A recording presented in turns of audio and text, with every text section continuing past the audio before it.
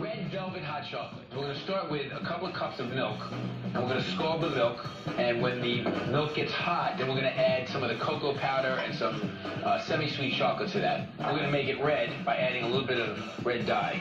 So while that's going, we're going to make our marshmallow whipped cream.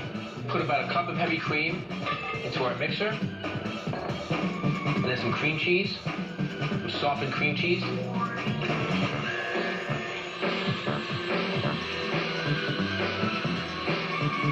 And a splash of vanilla extract.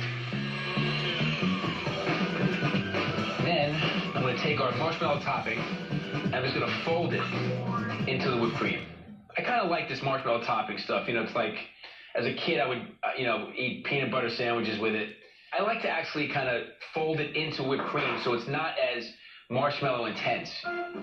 This way you have sort of the marshmallow rolling through the whipped cream. What is red velvet hot chocolate? The hot chocolate is red, the marshmallow whipped cream is white. You know, it's the red and white goes, perfectly for the holidays. The very first red velvet cake did not have red dye in it. The way they got the red velvet idea was chocolate or cocoa powder mixed together with a little bit of vinegar, and then it created this sort of red brick color to the cake. And that's how red velvet cake came to pass. Now, of course, most people put some sort of red dye in there so they can really send home the idea that it's a red cake. But we're not making red velvet cake. We're making red velvet hot chocolate. Okay, so we're going to take 2 tablespoons of cocoa powder.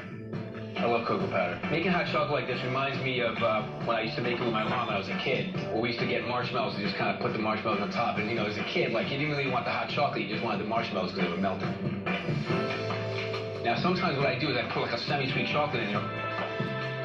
This is going to make it incredibly rich and flavorful and not too sweet.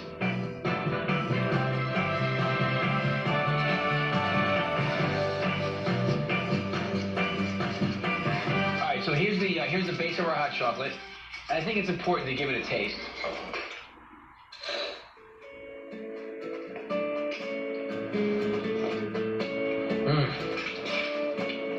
Wow, is that intense? And not too sweet, too.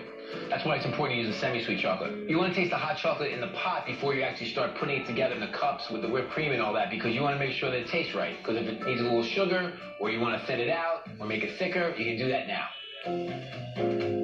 Let's make the yogurt dip for the biscotti. So we're going to start with about ½ cup Greek yogurt, about ¼ cup of confectioner's sugar, a splash of vanilla extract, and then some orange zest.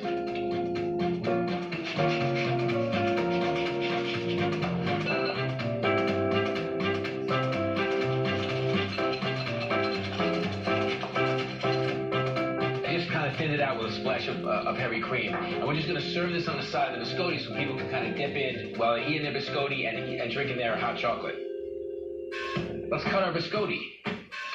It's really important to let your biscotti cool because otherwise it just will be too soft to cut.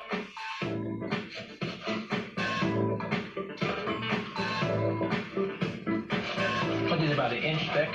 Tastes really good. Oats and maple syrup and lots of dried fruits.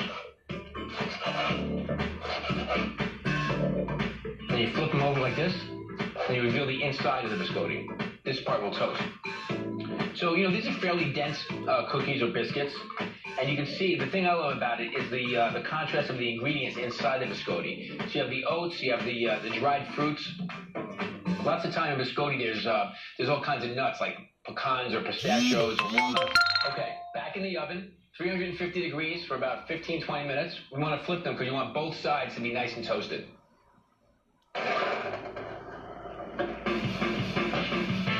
Okay, we're going to keep this holiday spirit going, and when we come back, we're going to take our biscotti.